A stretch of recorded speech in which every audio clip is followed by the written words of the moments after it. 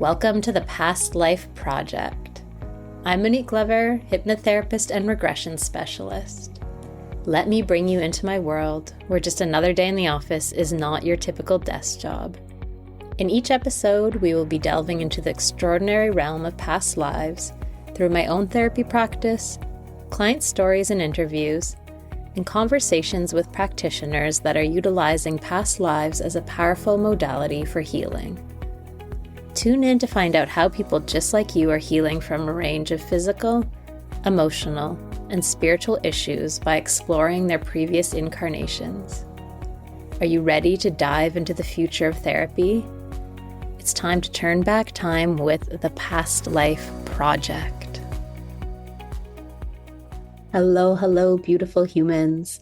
My name is Monique Glover, hypnotherapist and regression specialist, and I am your host for the Past Life Project podcast.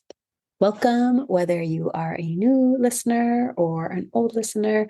I am so grateful to have you here in this space with me. Today's episode, I am going to be talking about reliving and releasing trauma. This has been something that I have gotten asked to talk about a little bit more in depth. I'm always taking listener feedback, and if you have any requests for certain topics, just pop them down. If you look into the show notes below, there's an email there. Pop it into an email, reach out on social media. I would love to hear from you. Often when I'm doing these solo episodes, it can feel like I'm talking to a wall a lot of the time. And I love the feedback to make sure that I'm talking about what you want to listen to, because maybe I find it interesting, but if my listeners aren't engaged, well, that's not really in alignment with what I am here to do on the podcast. So if there's any topics you would like to hear about, then please reach out and let me know. So the trauma aspect, this was a requested topic to go into more depth, but it's been touched on in previous episodes about the whole regression process and how by using hypnosis, we go back to the emotional trauma in order to release it. And the question was specifically, if we're going back to this trauma, isn't it traumatic in itself to relive that trauma? So I wanted to answer that question and go into a little bit more depth about that whole process and what we're aiming to do with regression therapy. And hopefully it clears some things up if people are on the fence or there's a fear about going back into the past, whether it's in this life, ancestors' life, or past lives. So releasing trauma from the body. I've talked about in previous episodes that the body holds on to this trauma. So the body holds on to these emotions. The emotions bind the story together and the body holds on to it. And so the emotions that we keep suppressed persist in the body. And by going back to this traumatic event, wherever the subconscious guides us, so this is not guided by me. This isn't even guided by the client's conscious thinking mind, because often we go back to things like past lives that the client doesn't have a conscious memory of until we go back in hypnosis. So we are releasing the trauma, first of all, in a safe and controlled way. We're working with a practitioner that we feel comfortable and safe with. We're working with someone who has training in trauma release techniques. That's not going to shut down the process if it gets too intense. Because if that happens, often we can cause more issues because we're lifting the lid a little bit and then it gets too intense and we just shut it all down, and we're telling the body and the subconscious at that point, okay, this is not safe. We're going to shut it down, and we're going to shove it down even further. And that can result in a lot more issues. And so we're working with someone who is trained and comfortable with holding the space for these uncomfortable emotions to come up. We're giving the subconscious mind the space to release and process what has been shoved down. And it's very important that we work with someone that we feel safe with. When I talk to new clients, I often say, the most important thing is that you feel comfortable with me, that you can set a whole bunch of therapists on a table together and they all have the same training and background, but who you energetically resonate with and who makes you feel safe is who you want to work with. Because if you don't feel safe and really fully going into your stuff, really fully expressing yourself, it just defeats the whole purpose of having the therapy in the first place. My number one thing is we trust the subconscious mind. In all of this work, that the subconscious mind, it has priority, that we are trusting that whatever the client's subconscious mind chooses to go into in a particular session, there's a reason for it. There's a rhyme and a reason for what order we go into things, even though we consciously aren't aware of it. There's a reason that the subconscious chooses to go into something, even though it's not what the client's conscious thinking mind chooses at the beginning of the session. They might have an idea of what they want to work on, and the subconscious goes in a completely different direction. We don't have to have all the answers of why we're doing things in a particular order, but there's an amount of trust in there's a part of you that knows exactly how to heal and where to go and what to do. And if we allow that to lead the way, then we are going to go to all the right places. So going back to release the trauma from the body, it doesn't always necessarily mean reliving the trauma either. So that was one of the questions is, well, isn't it traumatic to go back to the trauma? Don't we want to, put that in the past to move on? So it doesn't mean that we always have to relive the trauma. The subconscious mind has an important role to play in keeping you safe. And this applies to how you experience the releasing process. And so again, the trust that your subconscious is only going to show you what you need to know in order to get better. We always follow the subconscious mind's lead and trust that it takes you where you need to go, shows you what you need to see, allows you to release physically from your body whatever is stuck. A perfect example of this that I often use is when I'm working with children, that the way children go back and release and relive trauma is very different from adults. Children will, majority of them, go back and experience things in metaphors. So it's very much more fantastical storytelling. It's not what you'd consider historically accurate past life. And this is a prime example of the subconscious knowing that, for a 10-year-old child, going back and reliving a traumatic past life death is going to be more traumatic for that child now and do more harm than actually help them. So we go back to the themes and we go and we listen to the body and where the body wants to release things physically. And we do that releasing work that way without having to know all the details of what happened in that past life. Another thing that I like to talk about is that your body's already traumatized. So the body's already holding on to the trauma.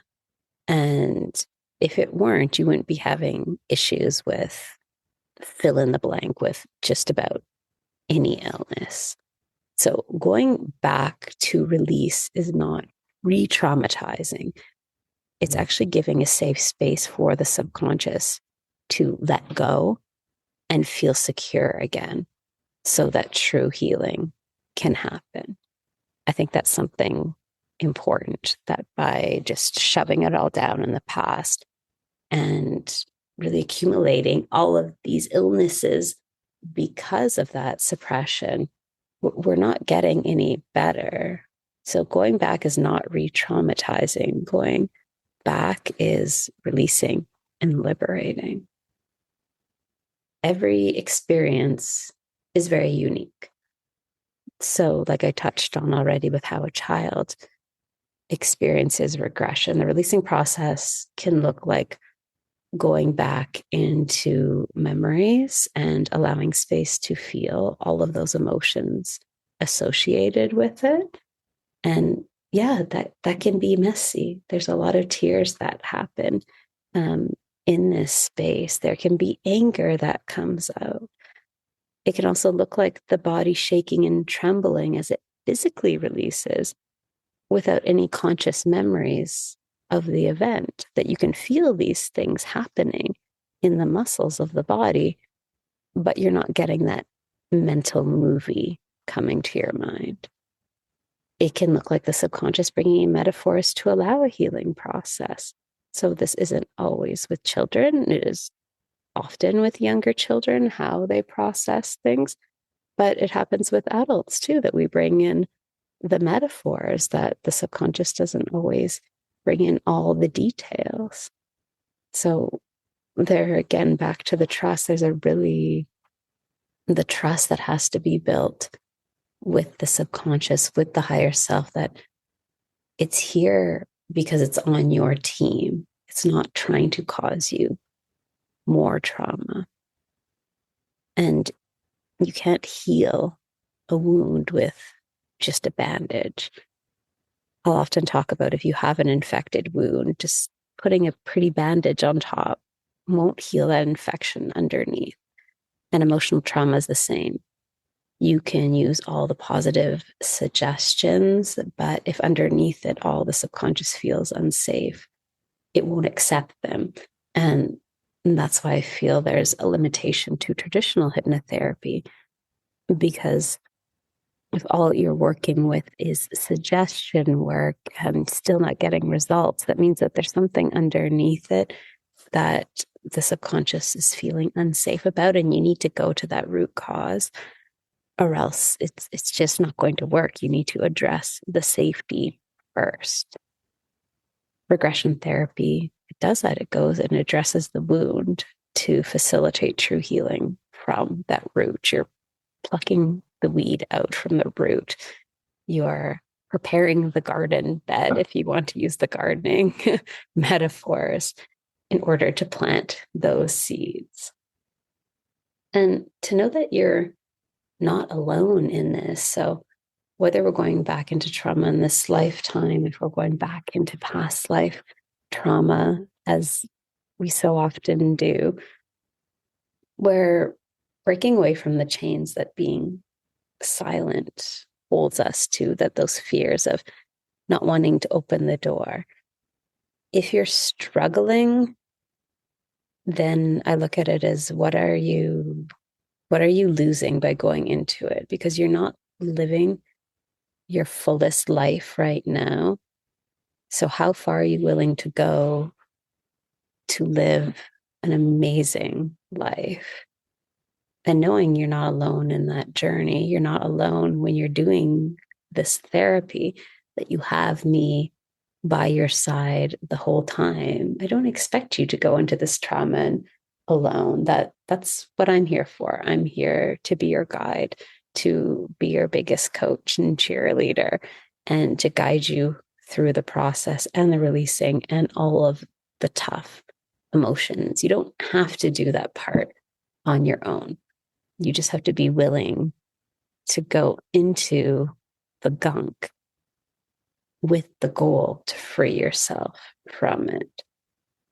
Your body and your mind really have an amazing capacity for healing, and you truly can feel safe in your body and live a beautiful life. Sometimes you just have to get stuck into that gunk and let it go in order to experience those amazing shifts. So really, the key takeaways from this are that trust with the subconscious is paramount. And that is something that we really work on building in sessions. You don't need to come in the first session, have this unwavering trust with your subconscious, with your higher self. Of course, it helps if you are there, that you'll flow into things much more quicker. But if you come and you are nervous and afraid, which is pretty common, especially for your first time, I think almost everybody is a bit nervous about it. It's a new experience. It's human nature. It's normal. If you come into it with more trust, the more that you can release. If you are coming here and you really don't know where to start, then that's something we build. We build that trust with that part of you, that we reconnect you with your higher self. And the more sessions you do, clients find that all of a sudden they're connecting quicker, that things are coming to them, they're releasing things from the body quicker than before. They're not fighting it anymore. And so that trust with that relationship with yourself is very paramount. And trust with your body, trusting that your body is capable of releasing and it's capable of healing. And that every experience is going to look different for different people. And that you know that if this part of you is looking out for you, that you're only going to go into what you need to go into, and at the right time too. It's not going to be the first session that you necessarily go back into some of the more sticky stuff. Maybe it's building up that trust, and then you go into some harder stuff in later sessions too. It's very unique to every individual. And like I'd said at the beginning, we trust that the subconscious has a rhyme and a reason to everything that it does. And that this process really truly does facilitate true healing. You're only going to get the information that is going to help you in this lifetime. So remembering that too, that you only go back into things that you need to know right now, that things that aren't important right now, we don't go into it. The important lessons from those lives and learnings that you need to integrate now, that's the stuff that we go into. I hope you enjoyed this episode and going into more detail about that trauma release process. And I hope it clarified things for people that have been wondering the same thing, that might have felt a little bit intimidated and not wanting to open that door, and hearing a little bit about what a natural process it is and what a liberating process it is to release these things, that we can hold on to a lot of old stories or projections from other people, that we need to hold it together and we need to hold things and we need to shove them down. And there is true courage in standing up and willing to face these things. I feel like my clients are the most courageous people for going inwards. It takes a lot of faith and trust in oneself to do that. And I am always amazed at the courage that my clients show diving inwards. It's one of the hardest places to go, is diving inwards into your own stuff, into your own demons. But I promise you that at the end of it, the reward and the liberation is so worth it. And there's a learning of not being fearful of those emotions, that they're not something to be feared, that we can go in and we can experience it and we can release it, and we don't have to stay stuck in it either. The process is to let go. And although when we are talking about past lives, I mean, there's really fascinating stories that come out of it, but the goal is not to remember all of those and hold on and embody that person that we were. The goal is to relive it, to learn to release, and then put it back in the past. I often talk about taking the book, opening it up, releasing the emotional charge, and then putting the book back on the bookshelf so that we can move forward in our life now, because that is the life that is the most important life. I hope this was an insightful topic for you to dive into with me. I am so glad to have you here, and I can't wait until the next episode of the Past Life Project podcast. We'll see you then. Thank you for tuning in to this episode of the Past Life Project. For more information how I can help you to access the wisdom of your subconscious mind to support deep healing and transformation, visit my website at moniqueglover.com. If you loved what you just listened to, please subscribe so you don't miss an episode. Until next time.